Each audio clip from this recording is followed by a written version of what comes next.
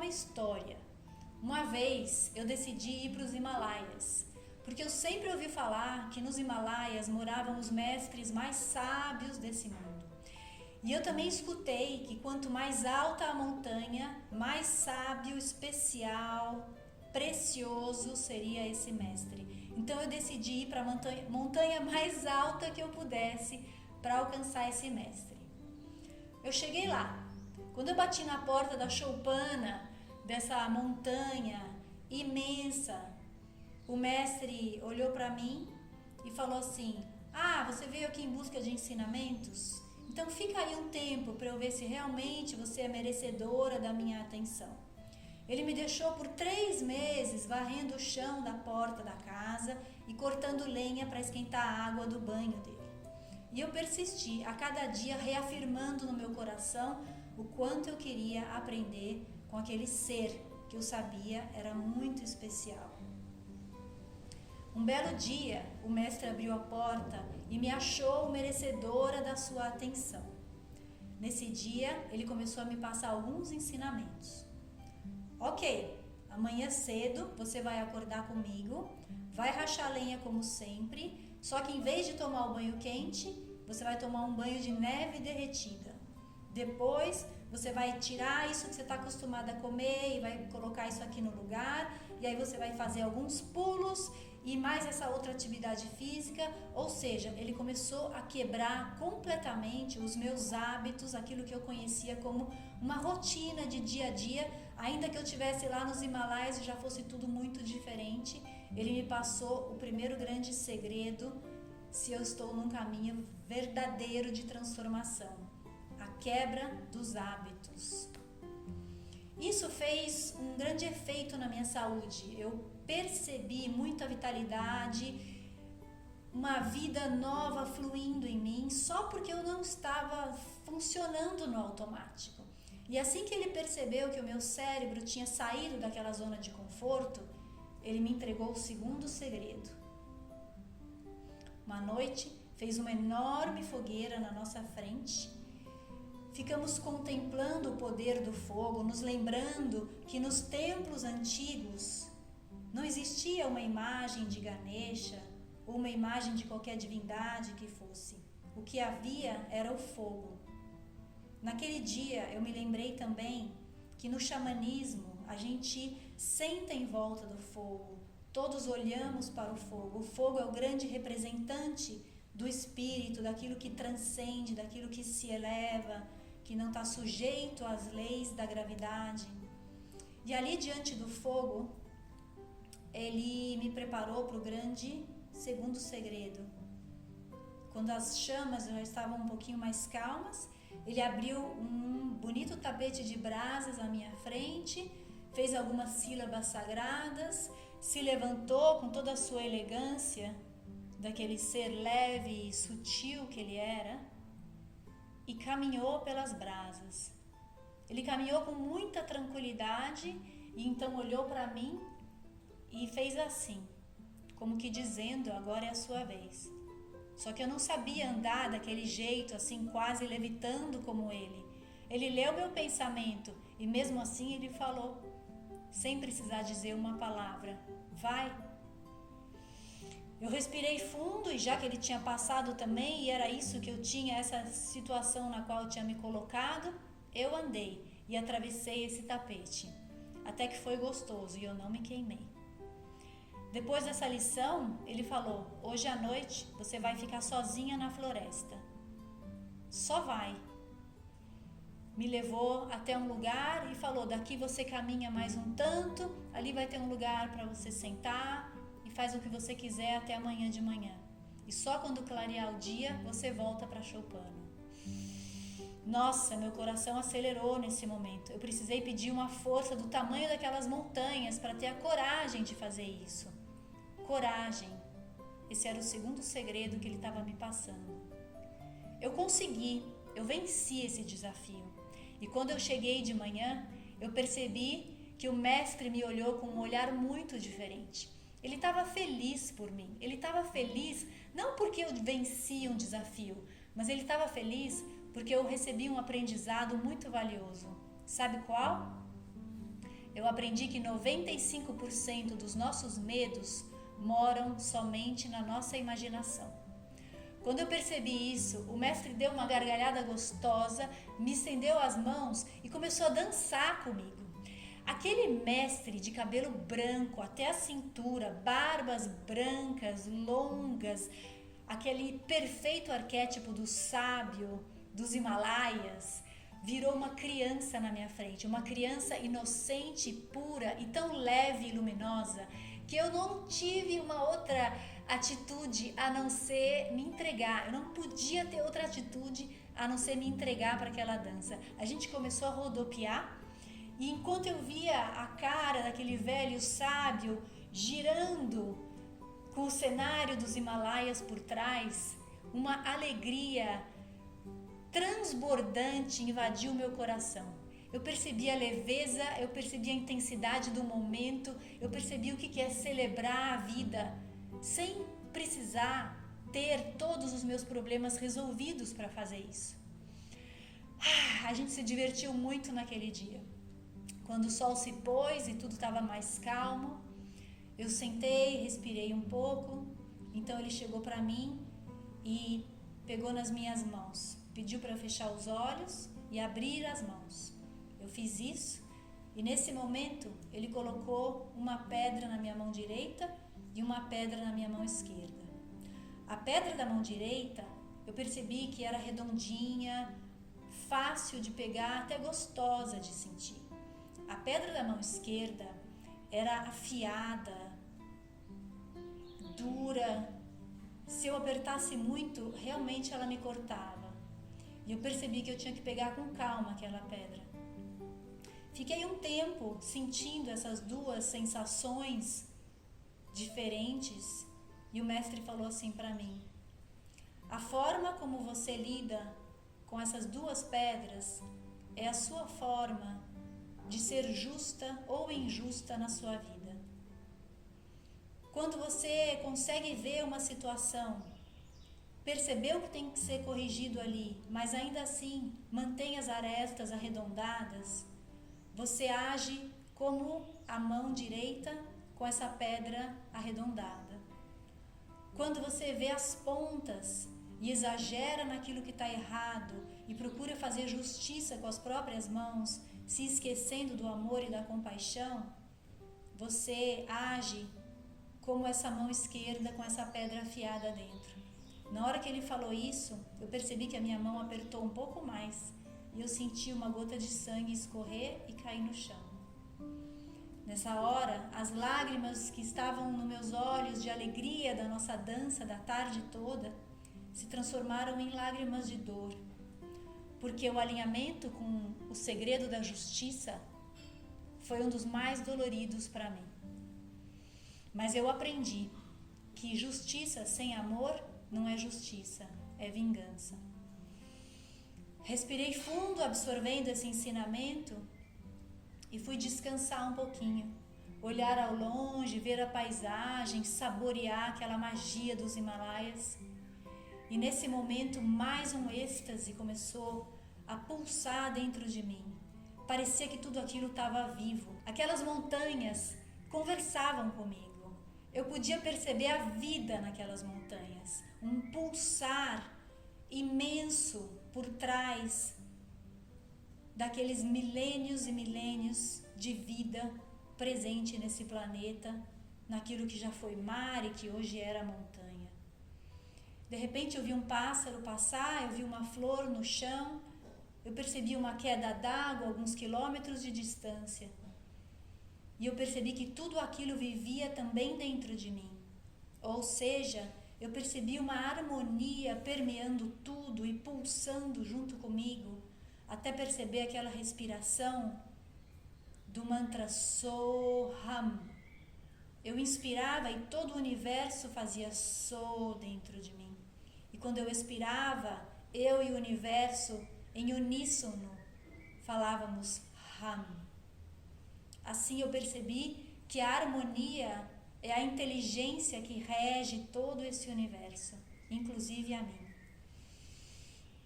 Esse foi o quinto segredo que eu percebi que o mestre me passou telepaticamente. a harmonia de todos os campos de energia que existem entre eu e qualquer outro elemento, ser, pessoa, planeta ou o que for desse universo. Já estava bom por aquele dia. Adormeci e quando acordei, ainda de madrugada, algo me fez lembrar do meu amor, do meu amado que estava a quilômetros de distância de mim. Comecei a pensar se eu iria ficar mais tempo ali com o mestre ou se as saudades do meu coração já me pedia para voltar, para reconectar e continuar a viver um romance, uma história de amor. Quando eu encontrei o mestre naquele dia, logo amanhecendo, ele percebeu na sua onisciência e na sua onipresença o que estava nos meus pensamentos. Ele olhou para mim e, sem perguntar nada, ele me disse assim: o amor é o que tem de mais sagrado nessa vida. O amor é o início, o meio e o fim. Aquelas pessoas que chegam para mim e perguntam sobre Deus, não estão realmente perguntando sobre Deus. Elas estão me dizendo que ainda não tatearam o amor. Viva o amor e você terá tudo nessa vida. Perca o amor e toda a sua vida estará perdida. Quando ele falou isso, eu percebi que meu coração deu um pulso um pouco maior do que o habitual.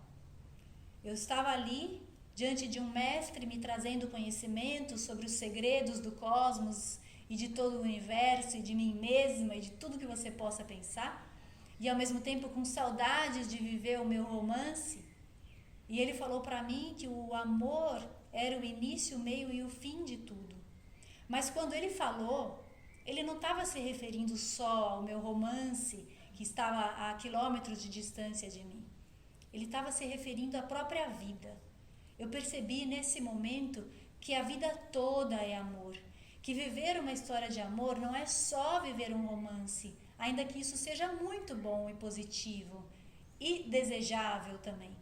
Mas eu percebi que esse amor, para o qual talvez eu pegaria um avião no dia seguinte para voltar e para pular num abraço romântico de novela e rodopiar com saudades, esse amor já estava ali. Já estava ali, sempre esteve e sempre estará. Porque nessa hora eu caí de amores por tudo que estava em volta de mim. Meu coração começou a se abrir pétala por pétala. E isso foi um momento de tanta beleza e tanta beleza que eu quase não dei conta. Precisei andar, precisei colocar a mente um pouquinho assim para arejar. E o mestre veio atrás de mim caminhando. Já que eu estava em movimento, ele falou: continua a se movimentar para você absorver essa força que você recebeu agora, através de uma transmissão que eu te passei. O grande segredo da compreensão do amor em tudo e em todos. Caminhando com essa força agindo em mim, ele me levou para um pico secreto nos Himalaias, o famoso e não conhecido ao mesmo tempo, famoso no plano espiritual, mas desconhecido da maioria, chamado Pico das Maçãs Azuis dos Himalaias. Um lugar de tanta beleza que não dá para descrever. E como ele é um segredo, eu também não vou revelar, mas eu vou contar um pouquinho. Estar no Pico das Maçãs Azuis é uma experiência de tanta beleza, que faz com que todas as células do seu corpo se recordem que são filhas da beleza, que a beleza é a grande arquiteta desse universo, porque tudo que aqui existe tem beleza por trás. Nesse dia, eu percebi que qualquer momento em que eu não me sentisse conectada com a beleza, eu estava desconectada de mim mesma, eu estava desconectada da vida. Mas não é essa beleza que você imagina, assim, de uma aparência um pouco melhor ou uma casa mais interessante. É uma beleza com B maiúsculo, uma beleza que toca a sua alma. Esse foi o segredo da beleza. Continuando na nossa caminhada, eu resolvi me virar para o leste para perceber uma enorme cadeia de montanhas que me permitia uma visão muito longínqua, que me fazia despertar em mim a visionária. E ao perceber que eu fiz isso, o mestre olhou para os meus olhos e me passou uma medicina. Dos seus olhos para os meus olhos, e depois, junto comigo, ele olhou para essa mesma direção. E quando ele olhou para essa direção, com o meu olhar também olhando, eu pude perceber todos os meus sonhos futuros se materializando na visão. Eu vi a casa que eu desejava morar, eu vi a minha família, eu vi o que eu fazia, como eu fazia, e eu me percebi muito feliz e satisfeita nesse futuro desejado. Nessa hora eu me lembrei que eu deveria sim acreditar nos meus sonhos, que é possível realizar meus sonhos, que eles estão lá, eles não são inalcançáveis, eles só pedem que eu faça o que for necessário para realizá-los. Assim eu me conectei com o 8º segredo, o segredo dos sonhos realizados nessa vida, o poder de ser uma pessoa que realiza sonhos. Olhando um pouco mais para esse futuro desejado e sonhado, de repente eu me percebi falando para muitas pessoas. Eu vi uma cena na qual eu estava diante de milhares e milhares de pessoas, transmitindo algo bom, transmitindo algo que vale a pena ser transmitido. Não era algo exatamente que eu tinha criado, mas era algo que vinha de algum lugar muito puro e verdadeiro e que eu tinha o merecimento, a bênção e a felicidade de poder transmitir. Nessa hora, eu percebi muita prosperidade vindo na minha direção, em forma de dinheiro mesmo. Me deu um certo desconforto interno. O mestre, novamente na sua onisciência, captou isso, olhou para mim já esperando a minha pergunta. E eu falei: será que está certo ganhar tanto dinheiro assim? Se eu vim aqui buscar um conhecimento espiritual, será que tudo bem? Ou isso aqui é uma tentação querendo me fazer desviar o caminho? Não, o mestre falou assim: não tem nada de errado em ganhar dinheiro. A única coisa errada que tem é se você fizer algo errado com esse dinheiro. O poder que você vai receber pela prosperidade que vai chegar na sua vida pode ser muito bem aproveitado para a sua transformação e para de todos os que de você se aproximarem. Essa é uma das tuas missões nessa vida. Seja próspera e leve o conhecimento e o quanto você puder de luz para quem vier até você. Se for assim, as portas da prosperidade são abençoadas e as águas do plano espiritual, do plano emocional, da terra, todas as águas que abençoam as relações humanas chegarão em você de forma clara e purificadas. Sabe que nesse momento, quilos e quilos de culpas em relação a dinheiro que estavam em mim e nos meus ancestrais rolaram Himalaias abaixo. Me senti tão leve que parecia que eu realmente estava flutuando. Eu até pensei assim: é por isso que falam que as pessoas que vêm para os Himalaias flutuam. Não é fisicamente uma flutuada, mas é a possibilidade de tirar tanto peso das costas e ficar tão leve que internamente a gente se sente flutuando. Assim eu continuei a caminhar, a olhar, a admirar toda aquela paisagem, e o mestre me apontou um caminho para que a gente começasse a voltar para a nossa choupana. Assim eu fui. Era muito natural para mim seguir os seus ensinamentos e as suas ordens, porque não eram exatamente ordens, eram a perfeita indicação do que era o passo certo a dar a cada momento. E para isso não havia em mim nenhuma gota de rebeldia. Essa pequena menina e mulher rebelde do passado já havia se transmutado numa discípula madura que compreendia o valor do ensinamento por trás de cada comando que vinha do mestre. E assim, embasbacada por tanta beleza e tantos ensinamentos, de repente, cadê o mestre? Olhei para um lado, olhei para o outro, olhei até para cima. O mestre desapareceu. Simplesmente. Nesse momento, numa fração de segundo, eu percebi que as minhas pernas tremeram um pouquinho. Eu percebi meu coração querer apertar. Eu percebi algo em mim querendo se contrair. Porque como é que eu ia ficar sozinha ali naquelas montanhas? Eu não sabia nada de lá. Eu precisava de um mestre para me proteger, para me guiar.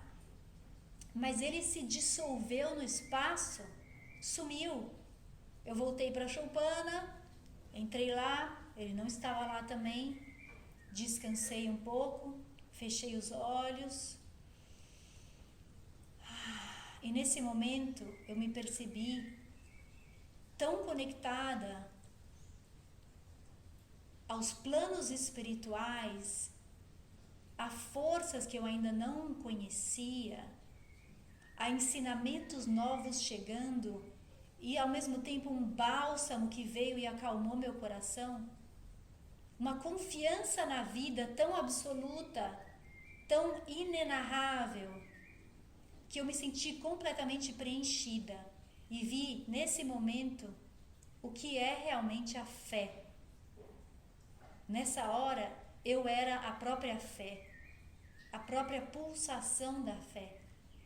Então eu me lembrei que numa noite, lá no início, o mestre havia me falado que o 10º segredo seria revelado a partir do meu próprio interior e que era o seu último ensinamento para mim. Porque a partir daí eu já teria condições de aprender tudo mais que existisse no universo. E ele não precisaria mais me passar diretamente nada. Mais uma respiração profunda e nessa hora eu integrei a fé com a prosperidade com os sonhos com aquela beleza, a beleza com o amor com a harmonia com a justiça com a alegria com a coragem e a coragem com a saúde. Aqueles banhos frios que eu vinha tomando lá no início. E assim eu fiz esse caminho da saúde até a fé e voltei da fé até a saúde e assim eu construí uma mandala mágica, a mandala dos 10 pilares fundamentais. Quando eu compreendi isso, eu fechei os olhos de novo para terminar de absorver esse ensinamento e quando eu abri, sabe onde que eu estava? Eu estava na minha cama, no meu quarto. E foi assim que essa jornada de 10 pilares me foi revelada. E é isso que eu vou passar para você, passo a passo, no programa completo da jornada de alinhamento de vida. Essa grande espiral que pega todo o universo e que abre uma porta para dentro de você. Só que melhor do que eu falar sobre isso, eu vou colocar aqui um depoimento de quem já passou por esse processo, para que você possa ouvir da boca das próprias pessoas o que elas sentiram nessa jornada. Namastê. Eu confesso a vocês que foi uma das melhores experiências que eu já tive. É um encontro consigo mesmo, como se fosse um curso de uma água que corre um rio, e te leva naturalmente para um encontro consigo mesmo. A importância do trabalho da Lili é extraordinário e ela, mesmo dizendo que não é uma mestra, de fato talvez seja esse um dos seus atributos. Alguém com uma humildade muito grande, mas uma sabedoria extraordinária, uma sensibilidade extraordinária. Quando me apresentaram a Lili, eu não tinha muita ideia do que ela fazia e sabia que era uma alternativa para terapias convencionais, psicanalistas que a gente chama de convencional, e na busca do autoconhecimento. Eu fazia terapia convencional, sempre fiz há muito tempo, mas acho que fica muito aqui, pelo menos para mim, fica muito aqui na... E eu estava precisando abrir meu coração. Eu falava que eu tinha uma pedra no meu coração. Eu falava para Lili, eu preciso tirar essa pedra, eu preciso tirar essa pedra do peito. E a primeira coisa poderosa que a Lili me ensinou ou me sinalizou foi a diferença entre você falar eu quero tirar a pedra do meu coração do que eu preciso. Eu saquei que quase tudo que eu falava eu preciso. Ela falou assim, você precisa ou você quer? E é muito poderoso. Essas pequenas lições que eu tive com ela foram muito grandiosas. Eu chamo a Lili de minha fadinha, porque além de ser fisicamente parecida com uma fada dos contos de Grimm, os singelos ensinamentos de autoobservação e as práticas diárias ensinadas por ela funcionaram como uma verdadeira farinha de condão.